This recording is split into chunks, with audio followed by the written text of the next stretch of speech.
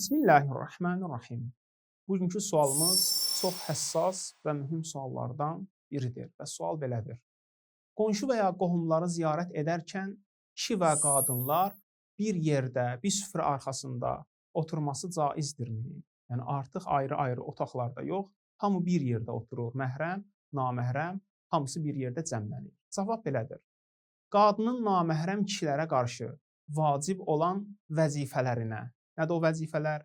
Hicab, danışıq zərurəti yarandıqda səsini incətməmək, səsini gözəlləşdirməmək, münasib olmayan mövzulardan qaçınmaq, danışıqda həya və iffət prinsiplərinə riayət etmək və s. tam şəkildə riayət olunmalıdır. Bununla belə, adətən şəriət hüdudlarını və ictimai ədəb qaydalarının pozulmasına gətirib çıxardığı üçün bu növ qarışıq məclislərdən tamamilə çəkinmək daha yaxşıdır. Elhamdülillahi Rabbil aləmin və sallallahu alə Muhammedin və alihi tahirin.